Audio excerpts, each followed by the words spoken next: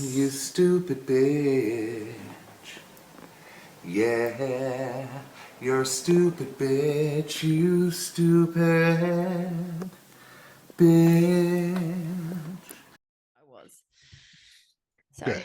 here we are. And here we are again. Here we are again. And what are we doing this week? This You week it's dumb pop bitch. culture, you stupid bitch. My favourite. If it isn't true crime, then it's pop culture. Mm-hmm. It's always something steady about us, isn't it? Rotating the Indeed.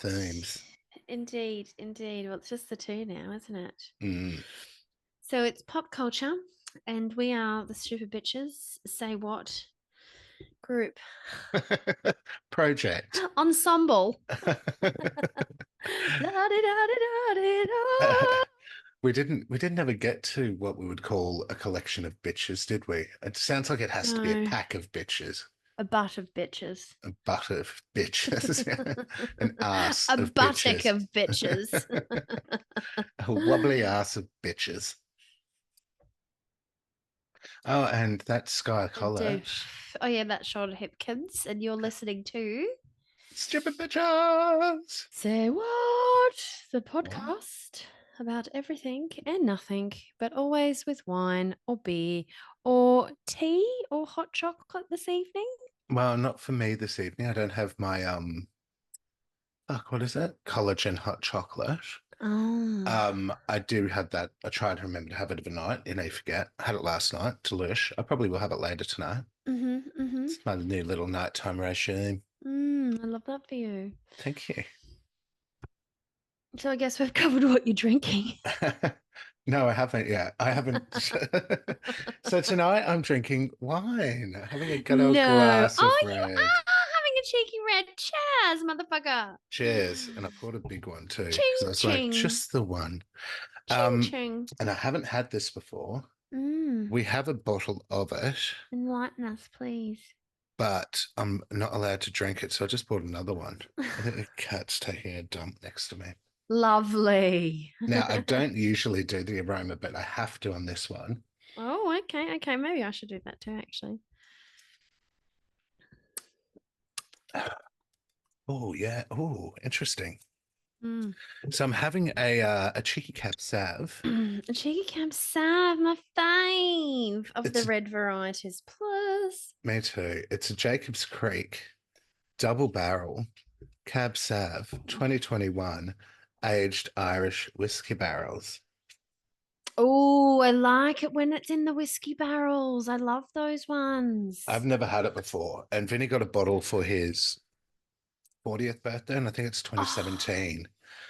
And that so I'm was the not, one I think I said to you that I got that Tyler got because it was on special or something, and you were like, "We've yes, got one of those. But anyway, yeah, let me drink it." exactly, yeah. And it was So I thought, lovely. fuck it, I'm buying it so I can taste it. And the reason why I was saying about the smell, so as soon as I opened the bottle, you could get Mm. the whiskey smell from Oh, it. you can.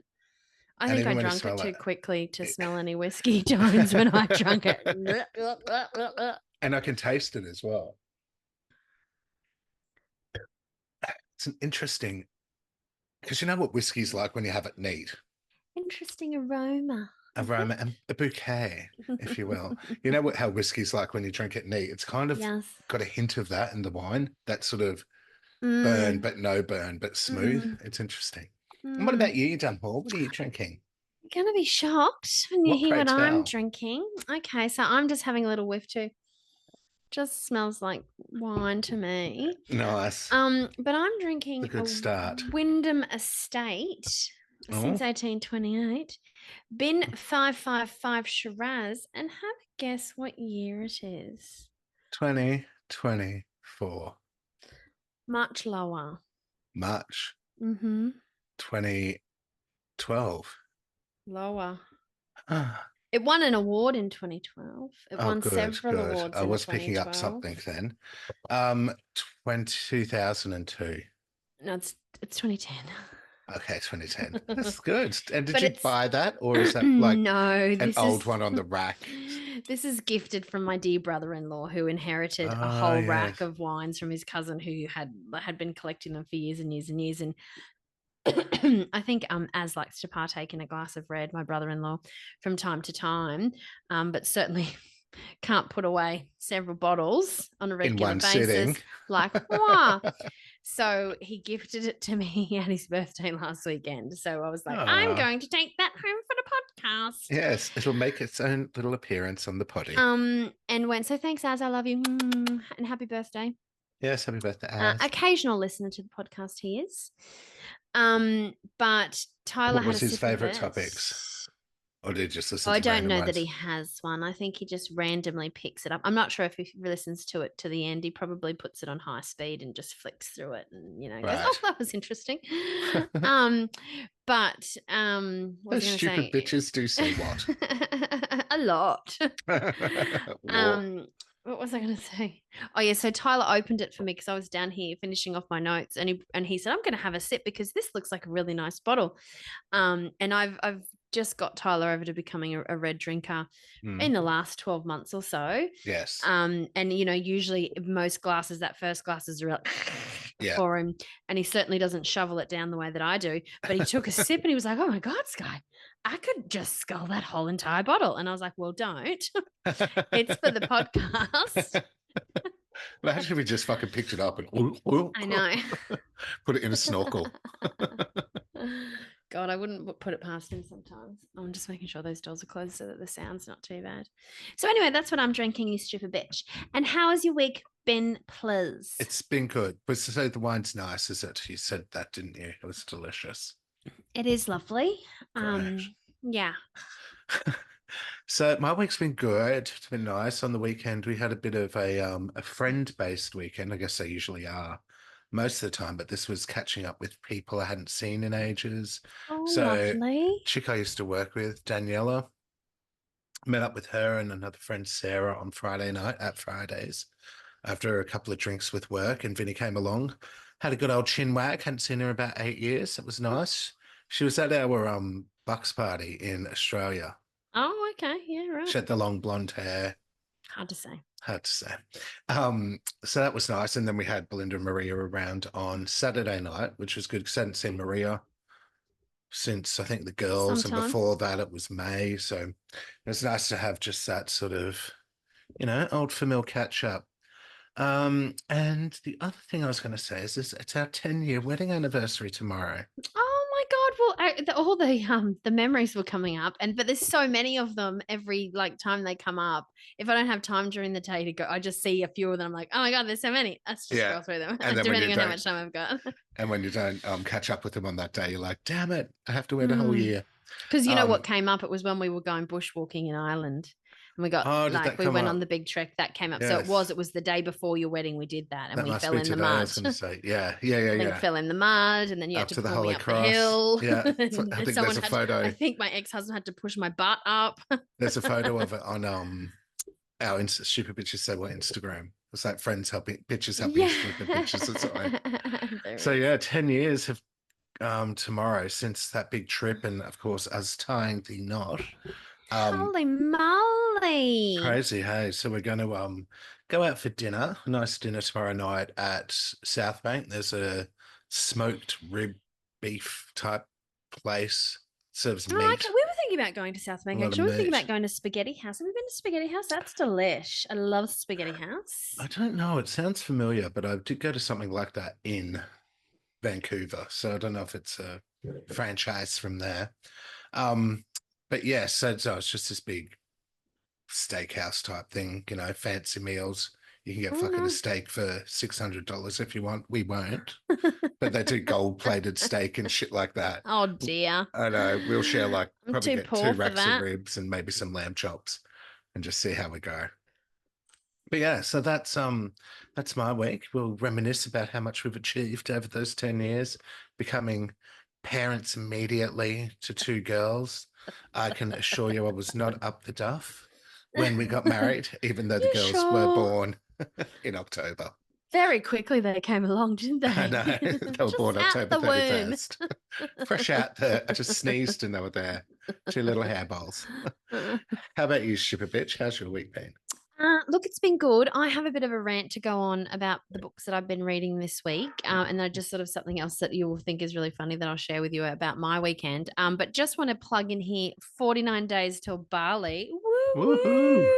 Counting down every day, baby, every Yes, day. nice. You're under the half century now. Yeah, it's so close. I can almost taste it, but not close enough. Oh yeah, and then when it gets close enough, all you're going to want to do is just fuck all at work and just get me out of here. So before I talk about my books that I've been reading, I wanted to say, so our weekend, we went out with some rugby friends on Friday night. It was supposed to be, a lovely dinner, just a foursome. Because we missed a friend's birthday, so we said we'd make it up to her by buying her dinner, and then got absolutely shit faced. Nice. It was Dom and Hugo, Dom and Oh Hugo. yes, I do. So then Hugo's friends, a couple of like his sister and their friends came down, and that was cool. So there was a bit of a crew of us. We had a nice meal, got on the drinks pretty heavily. That was all fun. And then we were inside, we were at the Cleveland Sands, we were inside and having a chat at the table, drinking, drinking, drinking. And the next thing, someone's right next to my face going, "What the fuck?" And I turn around and guess who it was? My dear 18-year-old son screaming to everyone in the pub, "My mum's at the fucking Sands." I was like, "Yes, son. I'd still get out. Been going to the sand since it was the pit from hell, and Yeah. no one wanted to drink here." And he was there with all his crew, and they're like, "Oh my god, it's thanks, mum! Whoa, oh my Oh, god, she's cool. at So the he's sands!" at that age where he's excited to see his mum when he's drunk and he's out. That's nice. Yes. So Not that like, was get away from me.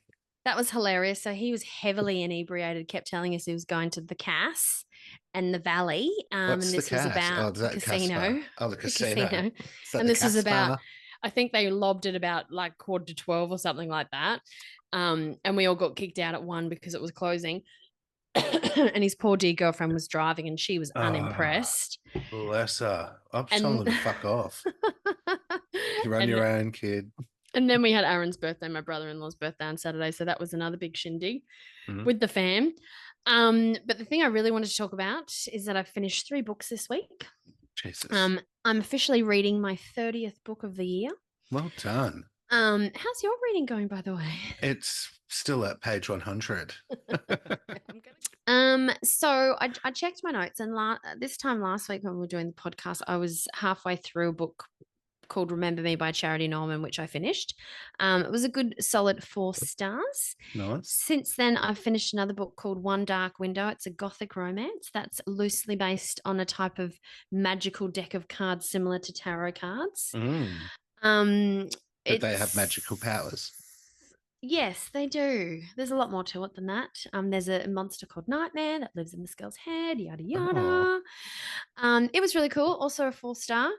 And then last night I finished a book called Verity, which is by Colleen Hoover. Do you know who Colleen Hoover is? no. Did she invent the vacuum? No, she did not. But she's the author of the book that they just converted into a film starring Taylor Swift's bestie, Blake Lively.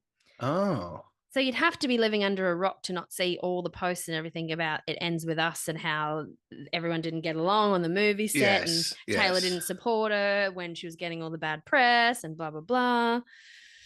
Right. Have you Yes, not I seen have seen. any of that? I do know what you're talking about. It's something about domestic abuse and shit like that, Mm. isn't it? Yeah. Oh, Love cool. story, So, heartbreak story type thing. But I haven't read that. It's on my to be read list, but I read a different book by the same author called yeah. Verity. So it's a completely different type of book. It's a thriller, borderline horror, which scared the shit out of me. But the Oh, ending was a bit meh. But I still so when gave it it scared the shit out of you when you read it, were you like looking around the room in the dark and shit like that, scared? a little bit. I was at the point where I wanted to flick forward all the pages because I was too scared to read through what was about to happen. Oh, I love that a book can do that. So the ending was a bit meh. I still gave it 4 out of 5 stars. And they are making a movie out of it, which I'm desperate to see, and I know that Nice. you will love. So I'm gonna give you a little bit of a synopsis, okay? Okay. So the book starts with like this.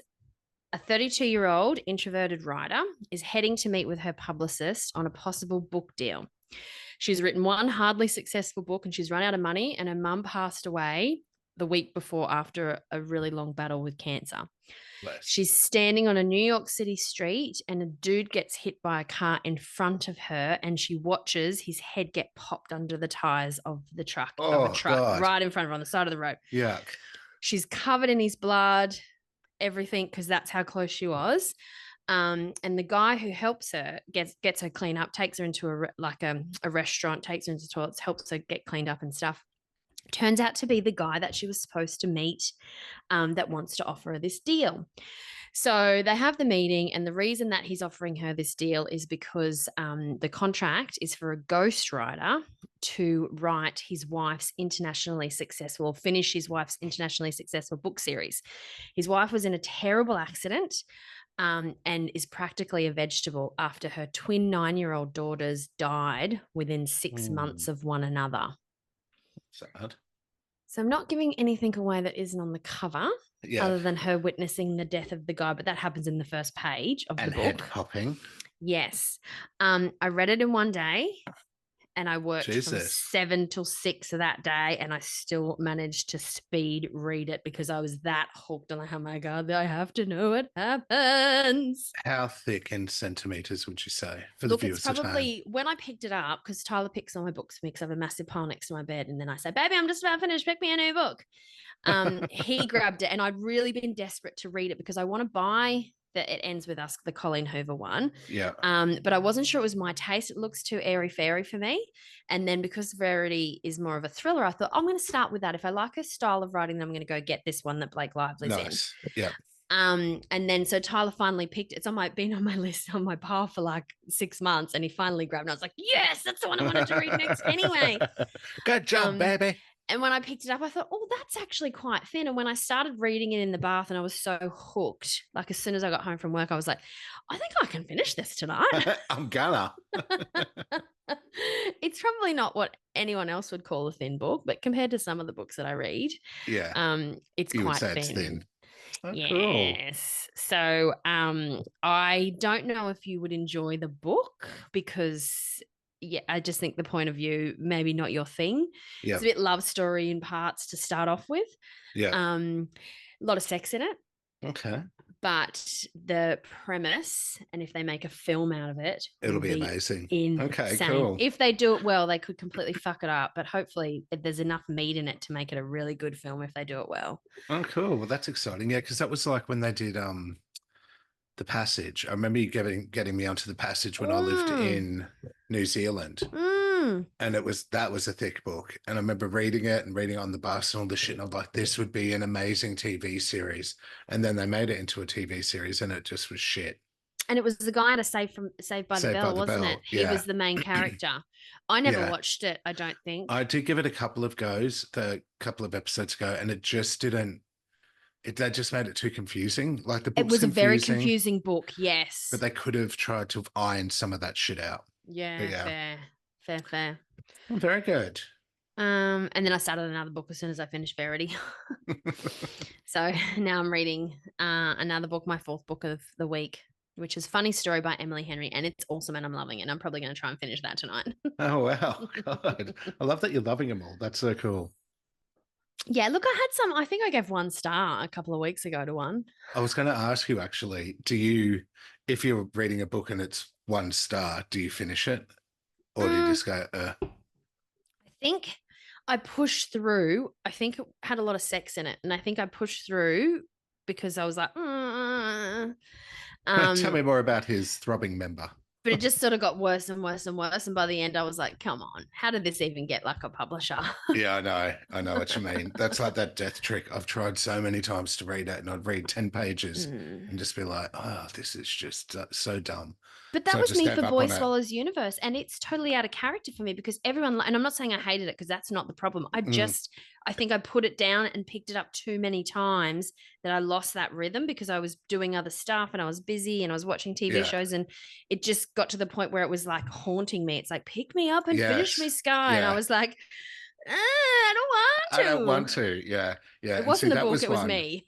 That was one I was able to sort of devour, like Mm. making sure I'd have to tell myself, okay, last page, and you're going to bed. And it's my sister's favorite book of all time, so that's saying something. I see he's done another. Trent Dalton's done another book that they've made a play out of, because they made a Yeah, play out of that. the love letter one, I Yes. think it is, and then the new one that he's got out is Lola something. Okay. Well, it's been out for over a year or so, I think. Yeah. But anyway. Anywho, very good. So, are we ready? Let's get into it. Tell the viewers, listeners at home, what they're playing for tonight. Okay, so sorry, not sorry, listeners. Here's the story of a lovely lady who was bringing up three very lovely girls. Do you not know it? All of them had hair of gold like their mother. The youngest one in curls. Yes, I know it. Here's the story of a man named Brady who was busy with three boys of his own. They were four men living all together, yet they were all alone. Dun, dun, dun, dun. Till then, one day when this lady met this fellow, and they knew that it was much more than a hunch, that this group must somehow form a family. That's the way they all became the Brady Bunch. The Brady Bunch. The Brady Bunch. That's the way they became the Brady Bunch. Well done. So, yes, the theme is very old sitcoms. And I'm starting off with Brady Bunch. So 2 points I want to make about this theme song is that I always thought the second verse was also here's the story like the first. So the first one's here's the story of a lovely lady. And then I thought the second was here's the story of a man named Brady, but it's the story of a man named Brady. Oh, interesting. So, and then the second thing, I always thought it was crew. This crew must somehow form a family. That's the way group. we all be. But it's group. Yeah. I was like, what? I've been singing two different ways this whole time. They changed the words on me again. Also, I just want to add, I make a silly amount of Brady Bunch jokes whenever there are more than 6 people split symmetrically on a team's call at work. Oh yeah, I get that. I can't help myself. I'm like, oh my God, it's the Brady Bunch. You look Sometimes to the right, I sing the song. you look to the left, you look down, you look up, wave. And I work with a bunch of young people too, so sometimes they just look at me like, what? The actual fuck, yeah. Okay, so now we've got that out of our system. Let's talk about this super cheesy, ridiculously G-rated sitcom that was on every TV set when we were growing up. Yeah. Almost like the way The Simpsons was. Yeah, it's true. You couldn't turn on the telly. You could flick any channel, or you'd flick through the channels, usually 5 max in our day, and there was a Brady Bunch rerun on. Masha, Masha, Masha. Oh, Jan. We'll get to that. So The Brady Bunch is a classic American sitcom created by Sherwood Schwartz that originally aired on ABC from September 26, 1969 to March 8, 1974. The show centers on the lives of a blended family. From 66, did you say?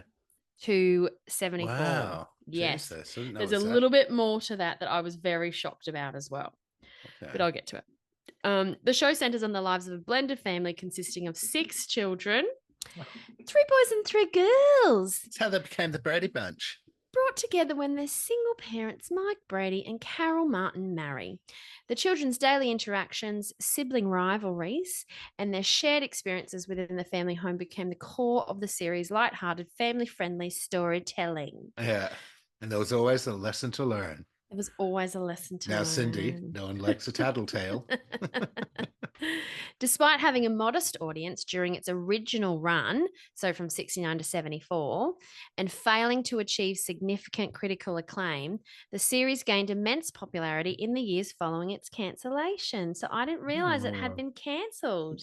And then brought back. Yeah, so it went for 5 years and then was cancelled. And I'd just like to add, don't you think it's rather convenient that both Carol and Mike had 3 children, each of almost identical ages? That she would never have made it to telly if it wasn't the 60s/70s plus. Yeah, yeah. What do you mean they're kids in the show? Yeah, it's like they were all the same ages. Yeah, yeah. 3 boys, 3 girls. Yeah. 3 girls from the mum, 3 boys from the dad. Uniform, So exactly how we neat like and it. Yeah, tidy. exactly. Except the dad was gay. And not a bastard child amongst them. I know. So the show's success, hang on, no, I've jumped ahead. So when the series was cancelled in 1974, it soon found new life in syndication, debuting in September 1975. The reruns helped the Brady Bunch attract a new audience, particularly among children and teenagers, and it quickly became a staple of daytime and after-school programming. Before our time, not yours. Over time, it evolved into a cultural phenomenon, widely recognized for its portrayal of the idealized American family of the era. Yeah. Except they would prefer 3 kids only, max. Yeah. So the show's success in syndication sparked a wave of reunion specials, spin-offs, and adaptations. Yeah. These included the Brady Bunch Hour, the Brady Girls Get Married, the Brady Brides, Very Brady Christmas, and the Bradys in 1990. The enduring popularity of the show. It's funny, like there's half of those I have never heard of, seen, but I can totally imagine exactly what they were like. Yeah. I remember Mum watching The Wives, I think the Brides, I think it was, and the Brady Girls Get Married. Yeah. But I don't really remember. I remember the films being around, but I don't remember like watching them. I mean, the Brady Girls Get Married came out in 1981. Yeah. I remember the Christmas one, maybe. Yeah, playing. Very Brady Christmas. That was 1988. Yeah. That one came out. And that was just songs, them doing Christmas songs and carols and because they did live tours and shit like that, didn't they? Yeah, and they had albums. They had like heaps and heaps of albums. Because the older brother was like this massive heartthrob who played guitar and come on, Jan, no Marsha. And so was Marsha. Like every girl wanted to be Marsha because she was so beautiful and she would wash her hair 100 times a night. Yeah. 100 done. Then she go to bed. So the enduring popularity of the show even led to the creation of a comedy film called The Brady Bunch Movie in 1995. Yeah, that was hilarious. Which was followed by a sequel, a Very Brady sequel in 1996. So quickly because of the success of the film in 1995. Oh, wow. They just came straight back out. Marsha, Marsha, Marsha. Yeah. Jan. Remember when she gets hit in the nose and swells up. But Jan, you don't have any friends. And also in 2002, I don't remember this one, the Brady family made a return in the made-for-television film The Brady Bunch in the White House, which aired on Fox. Yuck. Oh, my God. I know. How did they get in the White House? Oh, God, I don't even care. And was it the original cast? Did Cindy become a senator? And how could we ever forget the Brady Bunch Variety Hour, where they danced and sung and performed comedy skits? They also had a bunch of albums. That was like a young talent time for them, wasn't it? Yes, exactly. And it was huge. It was hugely successful. Like, you know, people reference it in so many things. Like you hear about, you know, the Brady Bunch Variety Hour. Yeah. And I'm sure the Jan changed. Jan didn't come back for some of the stuff, the original Jan. They had to get a new Jan. I think there was a bit of back and forth, and then she did come back. Yeah. All sorts. So here's a description of the show I found online. This is for the Brady Bunch Variety Hour. So this is the premise of it. When the family is chosen to star in a new variety series for ABC, Mike Brady, the dad, gives up his architectural career and moves his family into a beachside home somewhere in Southern California. In addition to the Brady clan, next-door neighbor Jack Merrill frequently finds his way into the act and is a love interest for the Brady's maid, Alice. Oh, of course. Was he the butcher? No, her former boyfriend, Sam the Butcher, is never mentioned. Sam the Butcher, that's right. Yeah. But he was a main character. Well, he wasn't a main character. He was a sometimes character that came in. He'd always bring the meat in. Remember, he'd like wrapped up in paper. Yeah. And there'd be some flirty thing between him and Alice. And she'd just say some weird joke thing and be like, wah, wah. Yeah. And she'd pull that face. Each episode features a variety song and dance numbers and sketches, as well as a show within a show behind the scenes story, which takes place in the Brady's home. riveting TV. Yeah. I wonder what happens next. I can't wait to see how this turns out. So there's also an episode that was honored in 1997, ranking number 37 on TV Guide's list of 100 greatest episodes of all time, of all TV. And it's the Getting Davy Jones season 3, episode 12. Can't recall. But, you know, that's how big of a deal they are. They were a huge deal. And their rivals, the Partridge Family. Yes, it was. And there was a shared show. I was trying to research that, but I ran out of time. But I remember they were like guest shows on each because the Partridge Family had their own variety show. Yes. It was called something else. But then they used to guest star on each other's show. Not the actual sitcom, but all the extra shows that they used to do. Right, right. They're probably over the rivalry by that stage. Because she was in love. Who was the brother, the oldest brother in the Partridge Family that everyone swooned over, became a massive singer and was hugely successful? I know who you mean. What's his name? David something? I was thinking David. I kept thinking David Williams. Cassidy. David Cassidy. That's it. And they used to swoon over him. And the sister was the one that ended up in LA Law or something, was it? Oh, really? From Partridge Family? Yeah. I can't think that she had the long, straight hair. I can't really remember. I just remember the dad, the redheaded kid in the Partridge family. Was there a dad? I remember the mum with the short hair, the mum. but I don't remember a dad. There could have been a dad. I don't remember the dad. I don't think it's just the mum. I just remember the mum and the kid with the Danny. The little weird-looking kid, and then he grew up to look exactly the same as an adult as he did as a child. Yes, and he became like quite big in the industry, as in like for a character type of person, and bit of a mischief maker. Yeah, and I think a lot of people made fun of him. Yes, as an adult. I can't remember his name though. So it occurred to me as I was doing my initial research that we never learned what happened to the Danny Bradys. Bonaducci. Oh, that's it, Danny Bonaducci. Yeah.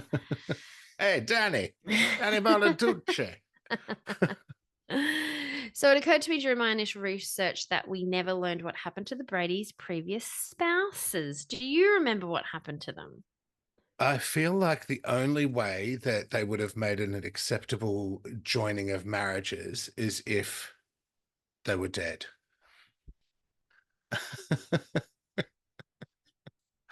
The spouses died. You're 50% right. Oh my God, I just spat. That actually, the father's wife died. And then Carol, did Carol's husband die? Because he comes back, I think, in a Very Brady sequel. Yes, he does. And he's that dude. Yes, he does. And he ends up being fake or something. And it's not really him. He's faking who he is. Yeah. That's right. And she's in love with him. And she ends up going off with him, I think, doesn't she? Because I'm still married, Mike. Oh, God, I have to go with him, Mike. Maybe he was the one who died or went missing at sea. Anywho. We learn in the first episode that Mike's wife passed away. I don't recall that. However, the absence of Carol's first husband remains a mystery. Sherwood Schwartz, the creator of the show, wanted her to be divorced. Oh, the scandal. The network wanted her to be a widow as well. Yeah. As Mike, because they thought being divorced was too risque for the times. Yeah. Get out of town. I could imagine that. No, we will not have that filth on our TV. This is a wholesome show. Yeah, they wouldn't have had the success that they had. So the premise, Mike Brady, a widowed architect with 3 sons, Greg, Peter, and Bobby, marries Carol Martin, who herself has 3 daughters, Marsha, Jan, and Cindy. Mike and Carol adopt each other's children, and Carol and her daughters take the Brady surname. Included in the blended family are Mike's live-in housekeeper, Alice Nelson, and the boy's dog, Tiger. Do you remember Tiger? Yeah, vaguely, because he just disappeared. In the pilot episode, to that dog? No, it was the cat that disappeared.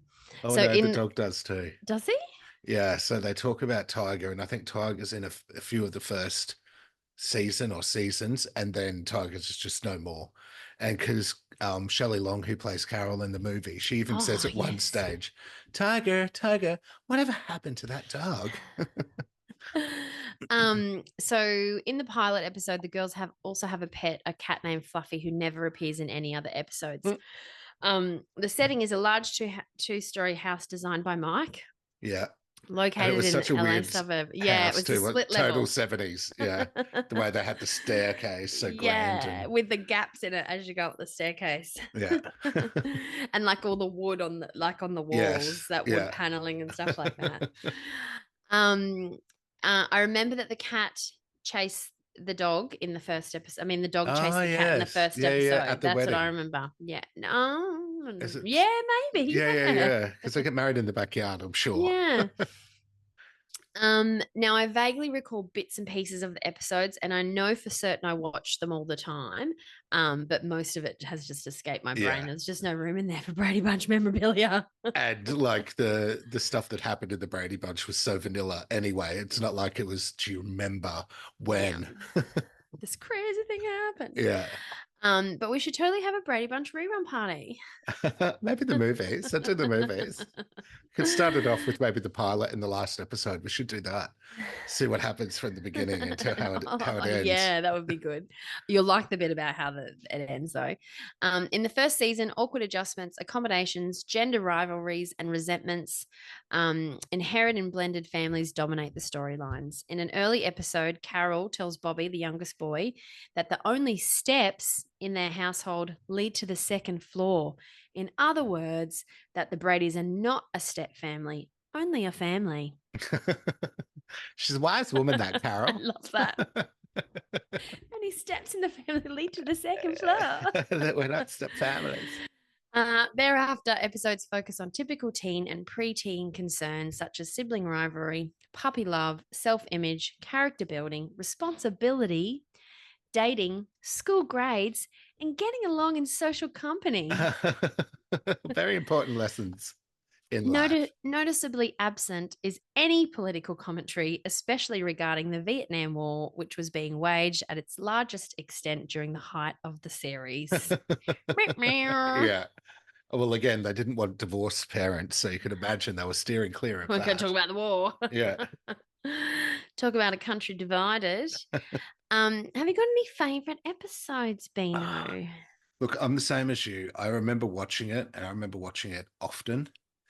I would never know what series it was just based on their ages, so I can't really say I do. I remember the movies more, and I love the movies. Absolutely. And I've thought about this a little bit because I remember it so much being a big chunk of my childhood. I think it was because all the episodes were almost the same. Do you know, there was a lesson at the end. There was something to do with the kids. Alice was there feeding them ridiculous amounts of food. And that was pretty much how it went, like every single episode. So they all just blended together and became one big mush. Yeah, exactly. Yeah. Do you have any favorites that stood out? No. Yeah, so you're the same. I remember bits. I remember all their faces. I remember the song. I remember all the words to the song. Yeah. I remember, like the pictures at the front and the blue background. Yeah, yeah. But that's about it. Yeah, same. And just the characters, Sam the Butcher. Yeah. I remember an episode where they moved up into the loft because they wanted their own room, Marsha and Greg. The oldest, but they both had the same idea at the same time and all this shit. And there was a line, I think, in the room or something, wasn't there, where they weren't allowed to cross it. Yeah. Yeah. And then they ended up, because the three girls were in one room and they all had those beds like facing the middle. Yeah. And then the boys were the same, but I think the boys had one set of bunks and then Greg had his own bed. Yeah. Yeah. Yeah. Now, also I wanted to mention that Marsha, the old school Marsha, looks like the chick who married Ben Stiller, and she plays Marsha in the Brady Bunch movies, but they actually look identical, like they are totally the same person. Perfect in that movie. The way she just fucking burns Jan all the time. Yeah, I know. It made me totally want to watch the films. I don't even know if Tyler's seen them, actually. I think he would. Oh, it's hard to say if you think they're funny or not, though. I mean, if he knows that he's going into some weird, because they're still in their 70s vibe, but living in today's time. Well, yeah, and then they get shit 90s. At school all the time for their outfits and being like, what do they say? Groovy. Groovy. That's groovy, girl. I think everyone does except for Marsha, because all the boys are just like, at Marsha. Yeah. Yeah. And I think Greg fits in too, because he was like the football player and, I still think, and I think he still gets a bit of shit off the guys for his fucking, wow, groovy. All that jazz. All that jazz. Now, how can we go all the way back in time to the 60s and 70s without out doing some old school controversies. Mm. On television, they were the picture of the wholesome family, even when the blended clan of six that made up the majority of the Brady Bunch did something wrong. It resulted in teachable lessons, often delivered by squeaky clean, caring parents Carol and Mike. That's right. But behind the scenes,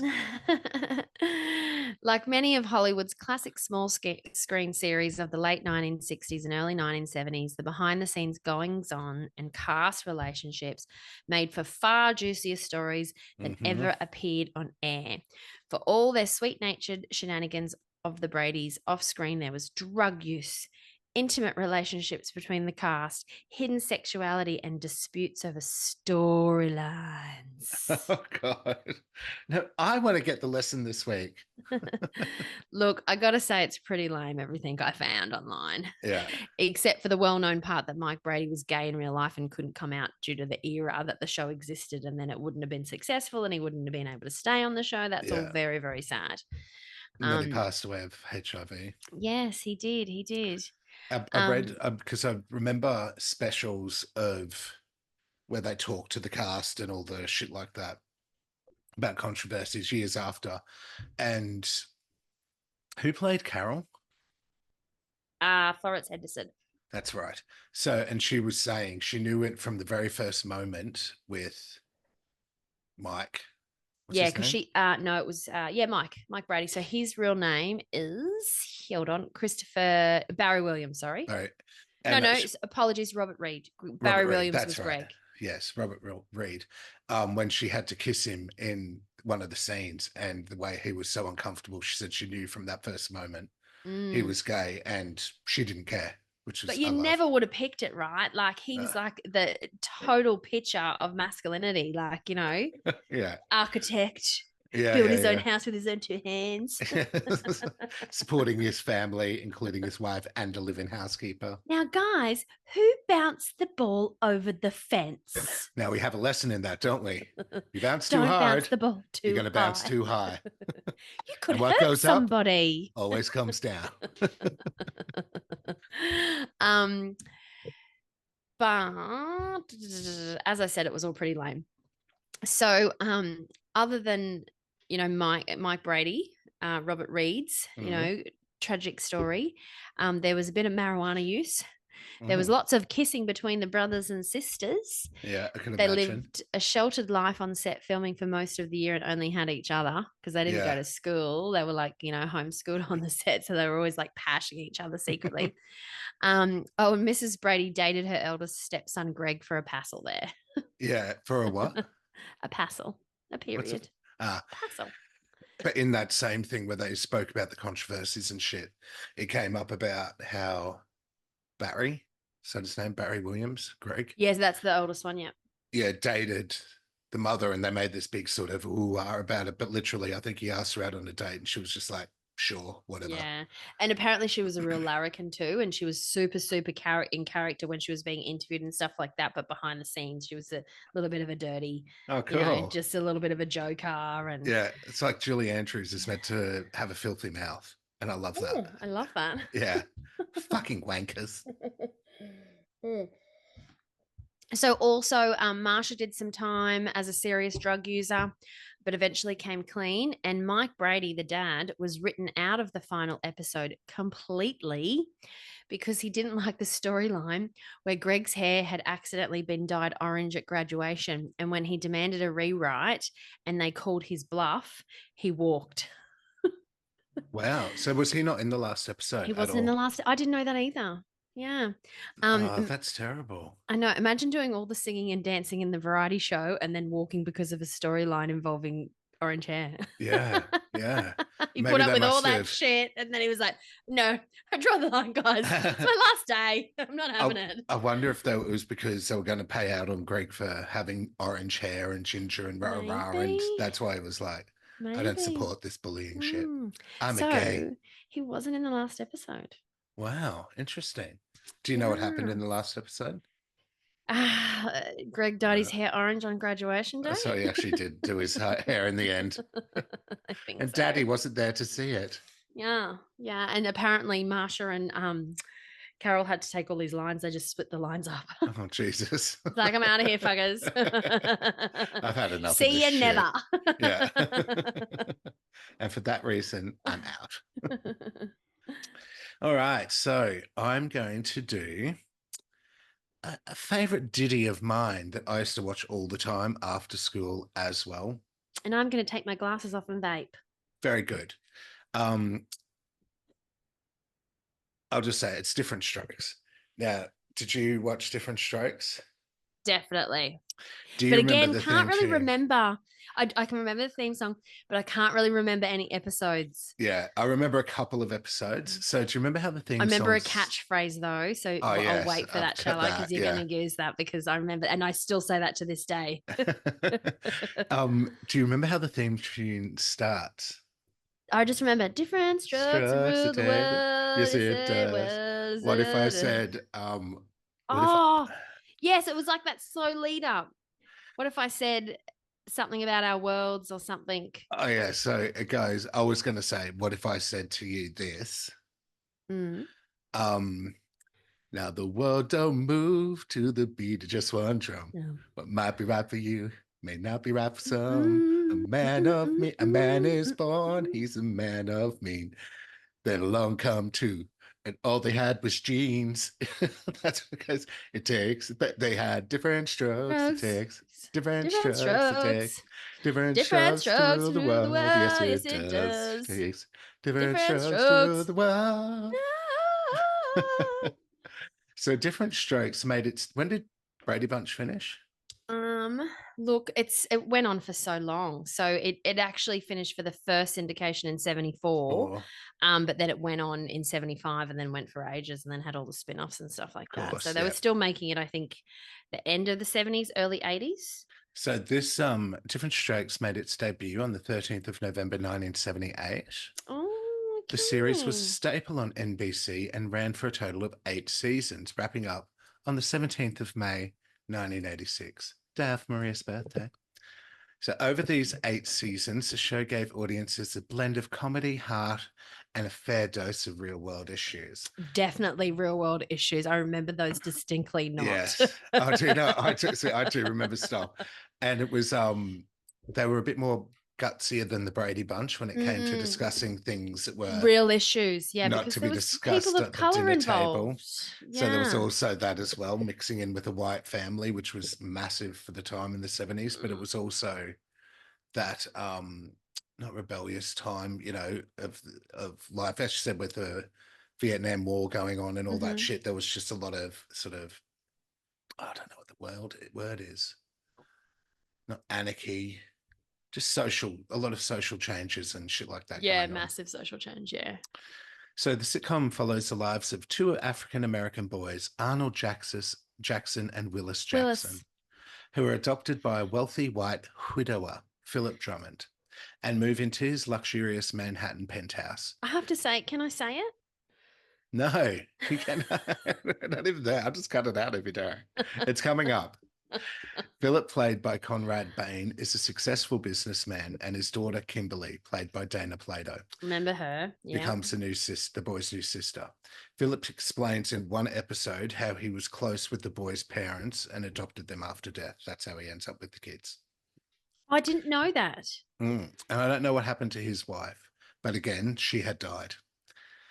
Arnold, portrayed by Gary Coleman, is best known for his... back then, wasn't there? There were. Is best known for his catchphrase, "Would you like to try it?" What you talking about, Willis? I see. I got it more of a, "What you talking about, Willis?" It is all like that. What you talking about, Willis? And then he'd fold his arms and his little chubby cheeks would be like, yeah. Yeah. Which became a cultural touchstone. Coleman's comedic timing and charismatic performance made Arnold a beloved character across the generations, especially in the earlier episodes when he was still just a baby, you know, like he was still like quite young and had that sort of the puppy fat and all that around him. So it was very cute. Willis, his older brother, is played by Todd Bridges. Do you remember his catchphrase? I remember he used to always say one thing, and all I keep thinking is "say what," but I don't think it was "say what." He says something that was like that. That was maybe just more like of a drawn out "say what." Let's see, what? Yeah, something like that. I can't remember. And I tried to Google it. All I kept getting was, "What you talking about, Willis?" What you talking about, Willis? The show's premise was groundbreaking for its time, tackling issues like race, family dynamics, and social class with a mix of humour and earnestness that was relatively new for sitcoms. Mm. So, how was it revolutionary, I hear you ask? I do ask. I do ask. Thank you. Well, Different Strokes was revolutionary in different ways. And different. Thank you. The show was among the first to feature an African American family in a major non-stereotypical role, Mm. challenging the norms of the predominantly white TV landscape of the time. Mm-hmm. It wasn't just about the laughs. The series addressed serious issues like racism, poverty, and adoption, and often reflecting the socio-political climate of the era, unlike the Brady Bunch. I feel And like there was a pregnancy scare at some point too. That wasn't there really a was pregnancy scare. there was also bulimia. Oh, yes, yes. Yeah, I I remember think I that remember episode. that. The show's success opened the door for more diverse and socially conscious programming, paving the way for future sitcoms to address real world issues more openly. So, Different Strokes, as we have established, wasn't just known for its humour and heartfelt moments, it also stirred up its fair share of controversy, Oh, particularly with its cast. I remember this one. Oh, we'll see. So Gary Coleman, who played the iconic Arnold Jackson, faced several significant personal and legal troubles. As his fame grew, so did his legal battles. Coleman's financial issues became a media sensation with reports of him filing for bankruptcy in the early 90s. His tumultuous personal life, including legal disputes with his parents and struggles with health issues, overshadowed his earlier success. Despite these challenges, Coleman remained a memorable and beloved figure in pop culture. After Different Strokes, Coleman's career saw a decline as he struggled with health issues and personal problems. He continued to make occasional TV appearances and became a pop culture icon through various Mm-hmm. media. Did you recall that, or do you remember how he ran for governor of California against Arnold Schwarzenegger in Vaguely. 2003? I'm sure it happened, but yeah, He very did. vaguely. Yeah. So Coleman, he passed away on 28th of May 2010 from a brain hemorrhage, but his legacy as Arnold Jackson lives on. He Mm-hmm. and he I don't know what it was with his growth. Like he was always He's quite always a small small. man, wasn't he? Yeah. And then obviously when he was a child he was, but then yeah, that would be, I'd say, some of the health issues. Todd Bridges, who played Willis, also faced serious issues later in life. In the mid 80s, Bridges struggled with drug addiction, which led to several legal problems. I think there was something about him being physically abusive to his girlfriend as well, including drug arrests for drug possession. His troubles with the law and addiction were highly publicized, but he eventually turned his life around. Following his troubled years, Bridges made a notable comeback. He has appeared in various TV shows, including reality TV, and became a motivational speaker, sharing his story of overcoming addiction. Bridges remains active in the entertainment industry and has used his experiences to help others facing similar struggles. Oh, good for him. Dana Plato, who portrayed Kimberly Drummond, experienced significant personal struggles. Mm, After leaving the show, and I loved Kimberly. I I did don't know what too. I thought Yeah. Arnold was funny. Um, Willis sort of reminded me of Stuart, my brother, growing up, like that sort of relationship. But Kimberly was like the sister I never had, or the sister Yeah. I She was always really wanted in cool, life. wasn't she? Yeah. Yeah. I remember. I thought she was awesome. Do she faced issues with substance abuse, had several run-ins with the law. Her life was marked by financial difficulties and personal That's crises. because back then they barely made a cent. You know, that all the companies took all the royalties and everything Yeah, from them, and you know, well, I think they lived off the royalties, really, didn't they? And then the company took everything else, um, and they you know made a tiny amount of money considering the show's is success. that you? Despite her issues, she made occasional appearances in television and film, but tragically, she passed away in 1999 at the age of 34 due to an overdose of prescription medicine, which was ruled as suicide. You wonder how many, especially back then too, when someone had drugs where they didn't recognize the fact that there were mental health issues or they had drug abuse issues. And they just said, no, it was suicide, even though it was probably just an accidental overdose or something like that. I know, and I remember when it happened. Like I remember my mum saying to me, "Oh my god, the chick out of Different Strokes Kimberly's was dead. yeah." Yeah. Because she what? How old was she when she died? 34. Oh yeah, okay. So still quite young, really, compared to us, Mm, especially me. especially stupid. Her struggles and untimely death were a sobering reminder of the challenges faced by all child stars, especially back then too. I think the machine just chewed them up, used them for what they did, made their money, spat them out. There was no aftercare. There was no Look at Judy Garland. welfare. Well, yeah, exactly. The patriarch of the Drummond family, Conrad Bain, continued acting in various roles after Diff'rent Strokes. He appeared in several TV shows and films, but Bain passed away in 2013. So he passed away a lot later than I thought he was because he looked old as fuck Mm, when the he series did. started. But his role as Phillip Drummond remains a significant part of his legacy. Sad to think that he lived longer than Gary and Dana too, and I'm sure he was pretty fucking heartbroken to find that out. Yeah. The cast of Diff'rent Strokes experienced a mix of fame and personal struggles, reflecting the challenges faced by many actors who rise to prominence at a very young age. Despite their individual difficulties, their contributions to television history are significant, and their roles continue to be remembered fondly by fans of the show. So if you are in the mood for a trip down memory lane, Diff'rent Strokes is a fantastic pick. It's a blend of feel-good moments, important social commentary, and of course, some classic 80s TV charm.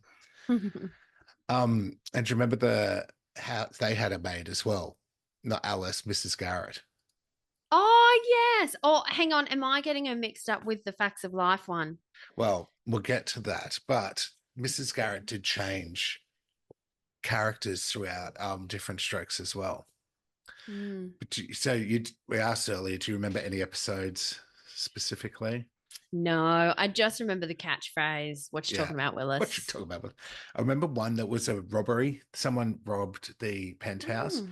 and I only remember it because when they left, they were like, I think Arnold let them in. They had to look around, do some electrical work or some shit. They're just casing the joint.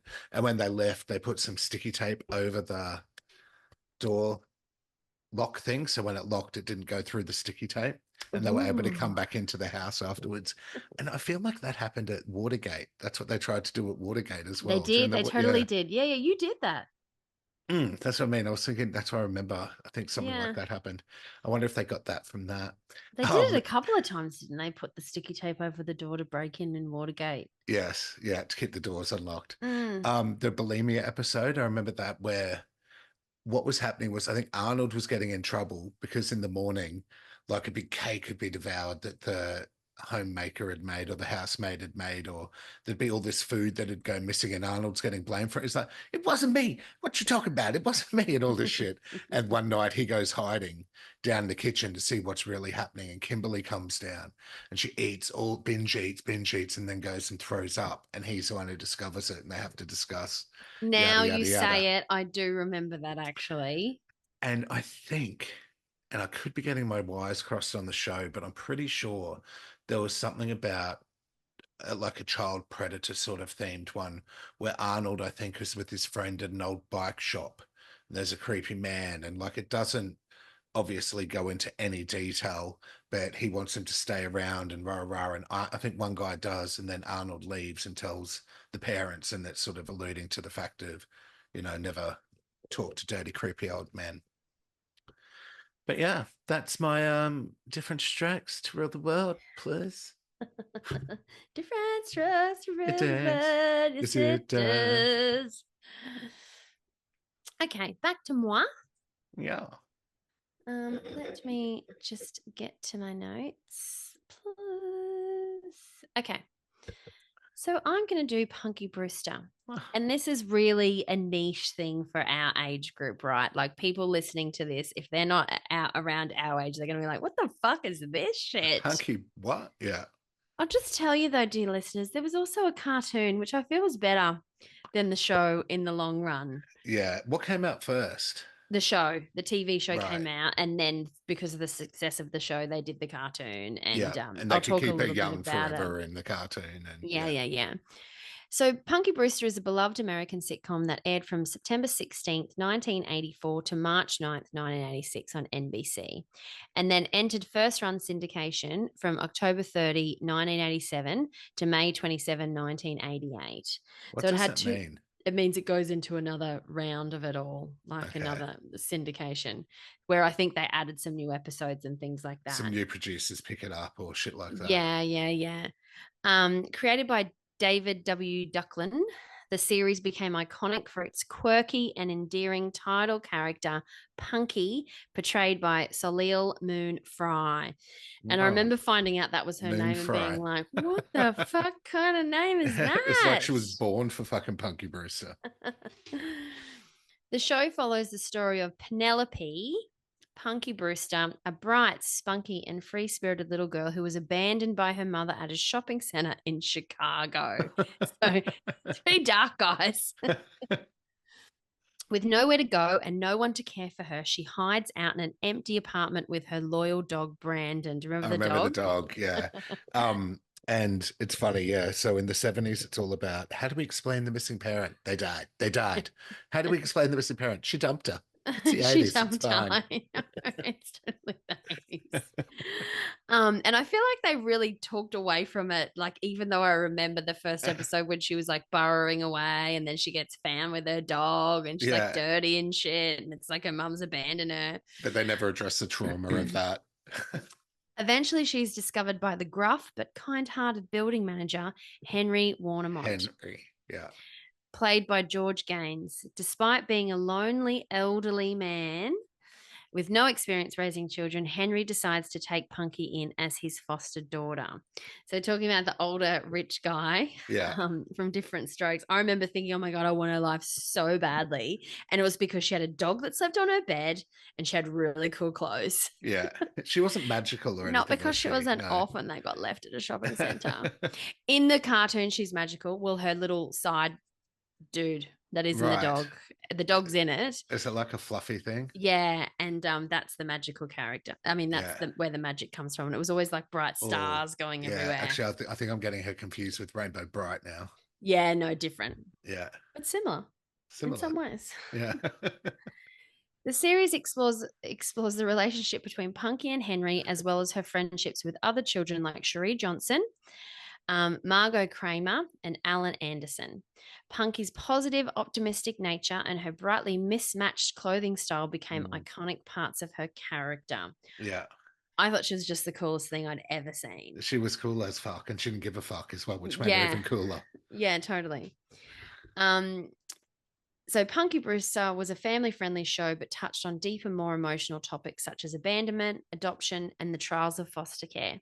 The show balanced those themes with a sense of humor and heartwarming moments, which allowed it to resonate with audience of all ages. So I remember like the foster system used to show up from time to time as well and be like, you know, and she'd be How's doing everything something going? naughty. She'd be Yeah. like in trouble and she'd be like, oh my God, they're going to take me away. Yeah, she'd have a Henry black would be eye like, from something or what are looking you in an exhaust doing? pipe. Yeah. They think she has a black Total eye. little rascals. Yeah.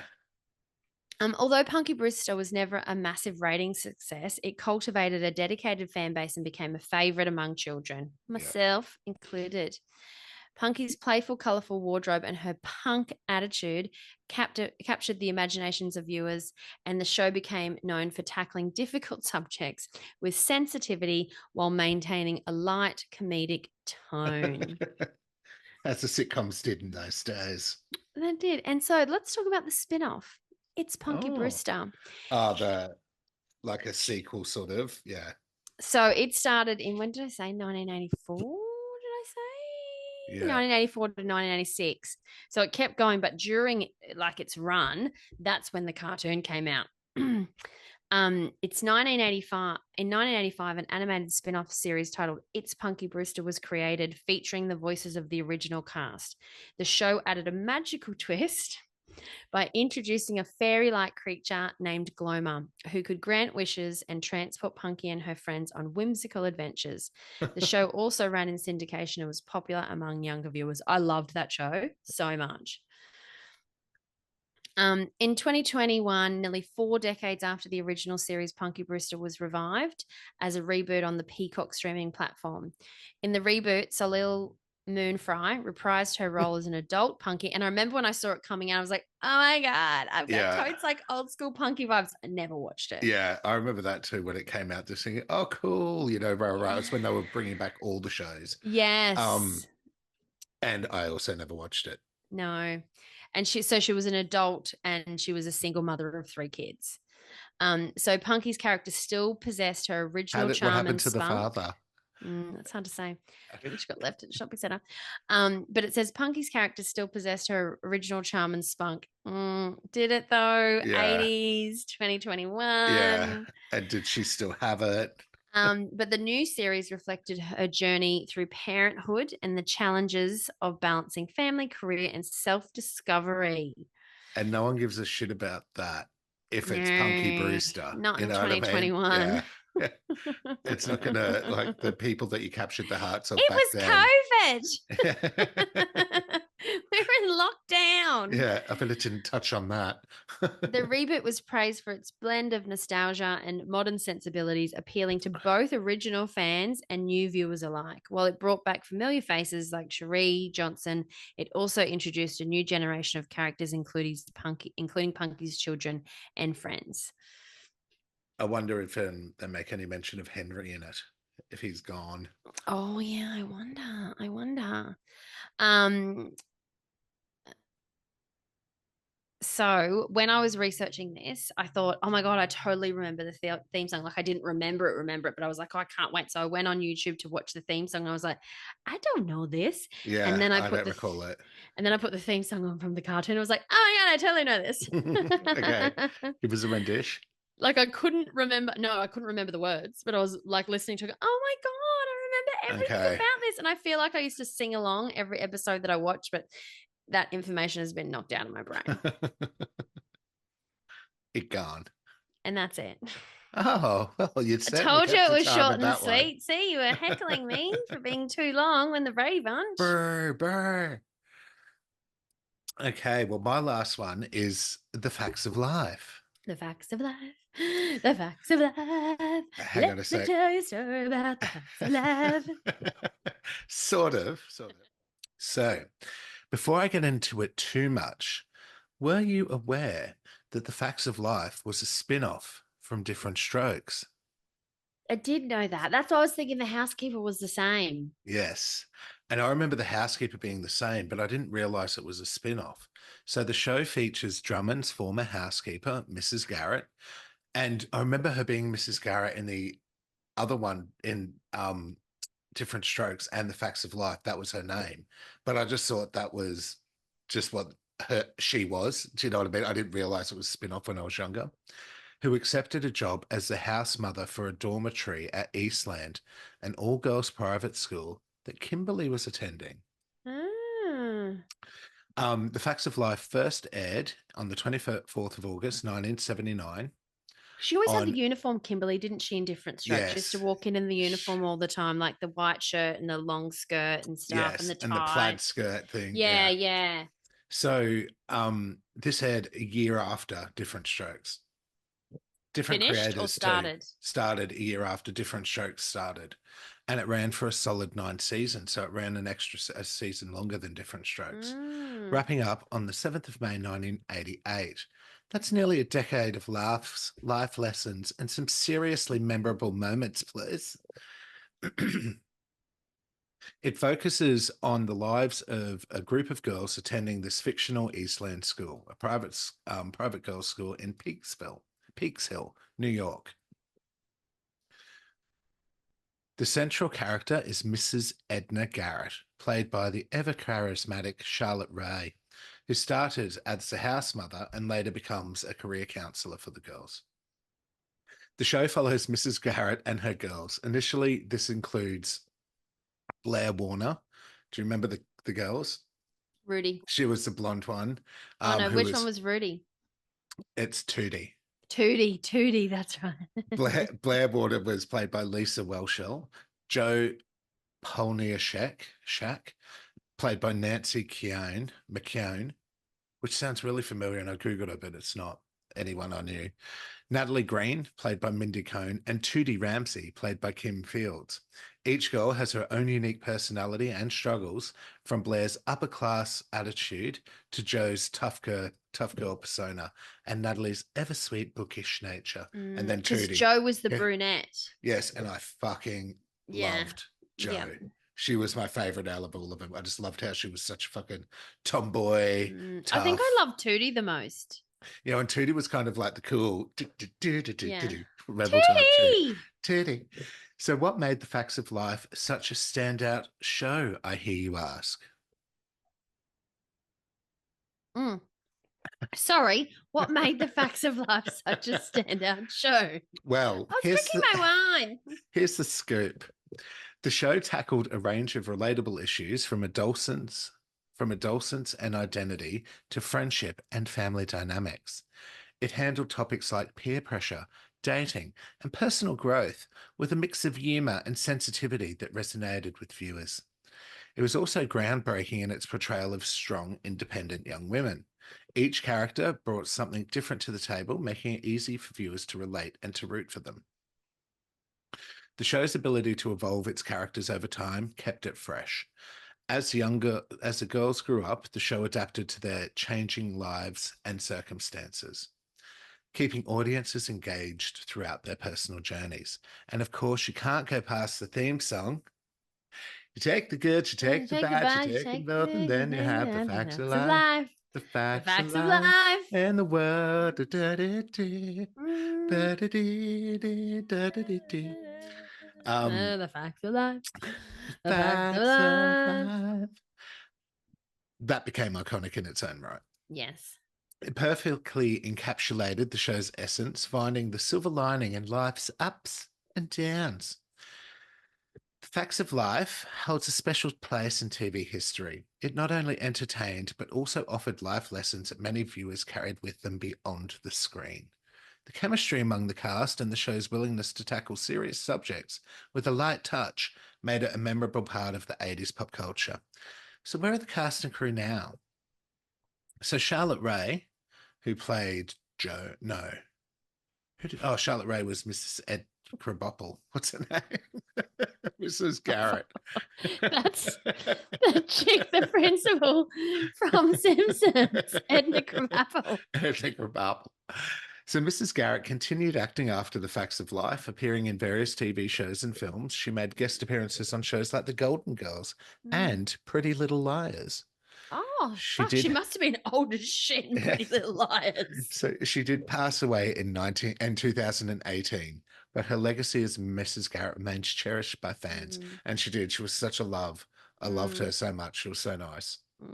With the red hair, almost like a mullet. Yes. Yeah. So like beehivey. Yeah. Lisa Welshaw, who played Bear, stepped away from acting to focus on her family and pursue other interests, including writing and public speaking. She has since made several occasional appearances on reality TV and interviews. TV. I was like, is that what we're calling it now? Reality TV? Is that our new thing? Welshaw also participated in the Fact of Life cast reunions and continues to be active in the Christian community. So, one of the shows she appeared on was reality TV. Oh, Survivor. Yeah. Oh. And she made it to the final 3. She starts out, and in the beginning, like if her tribe had lost, it was her when she got to the final 3? Yeah. They make a whole deal out of it because there's some older guys in other tribes. She doesn't tell anyone because she just wants her own experience, blah, blah, blah. But there's a guy who's an actor, Jonathan, who's been in a couple, and he's like, straight up when he saw her, he's on a different tribe. He's like, oh my God, that's fucking Blair from The Facts of Life. She was massive and rah, rah, rah. And when he gets his tribe swap and he's on the tribe, he's like, so does anyone know? And she's like, no, and please don't tell them, yada, yada, yada. And he keeps the secret safe. So her Survivor stunt, she makes it, as I said, she gets to the very end. She doesn't win, but they have the family reunion episode and you see her being reunited with her brother. And it's an interesting reunion in the sense that she's like bawling. She's a mess out there most of the time. finding herself and all this shit. And he comes out and he's just like, sister, sister, sister. Well, they're hugging and God. crying and shit. It's quite bizarre. I You shouldn't think say she'd have a bizarre. It's level of just different. resilience working in sitcoms, right? Yeah, yeah. So Nancy, who played Joan, continued acting after the show with various roles in TVs and movies and series. She appeared on The Division and Family Rescue, and she also appeared in reality TV, including Dancing with the Stars. Huh?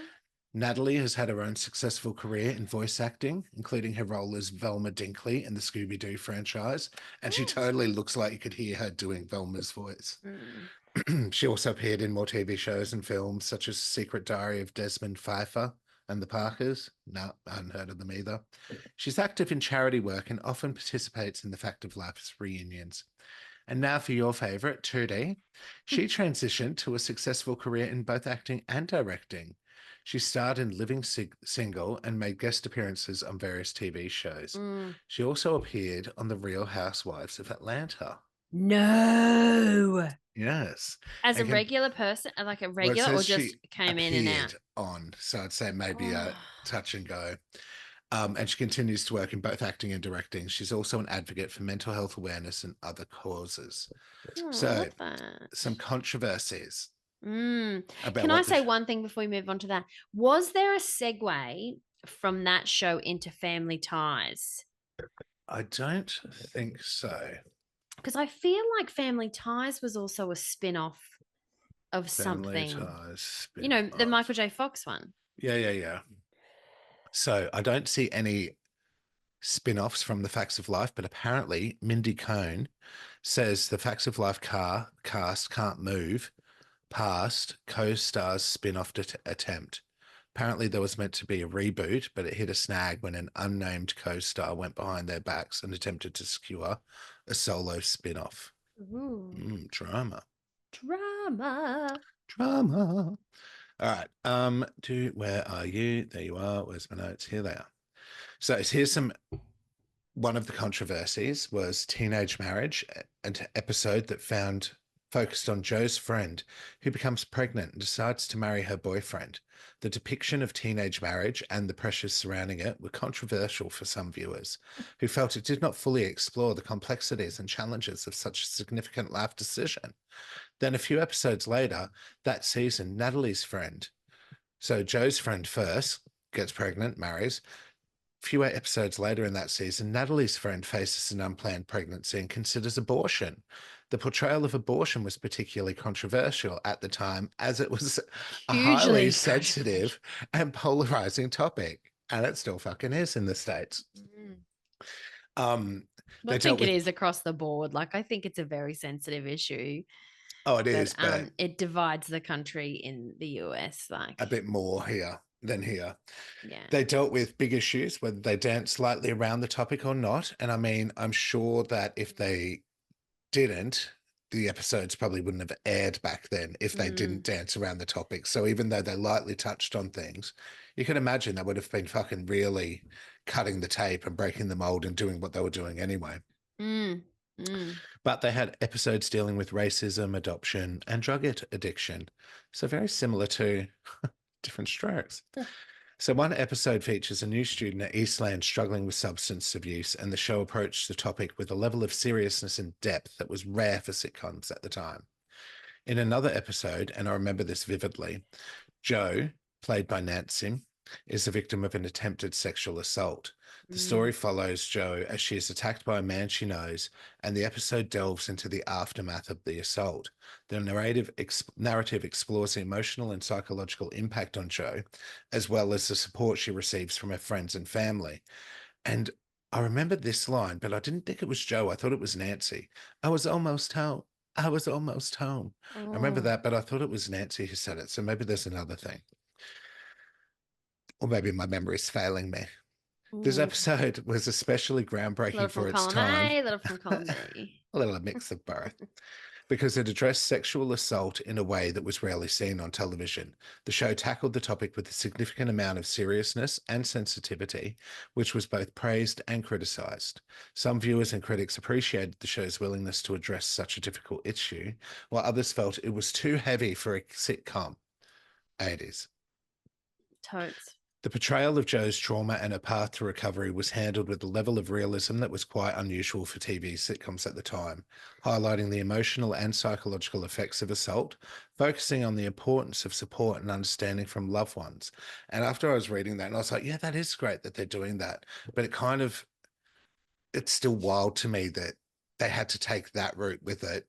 As in, like, it's just a normal thing and this is what'll happen instead of just cut his fucking nuts off. Do you know what I mean? Totally want Or, to see that episode. Also, I want to message that guy who does the reviews of episodes and stuff. You know, that oh, guy yeah. And say, or the do reviews that. of movies and be like, hey, do that Watch episode of this. Facts and Life and tell us what you Yes. think. What's his name? I don't even know, but I follow him now because it came up on my feed and you'd shared a few things and I'd already Yeah. watched a few things. Heartthrob Anderson.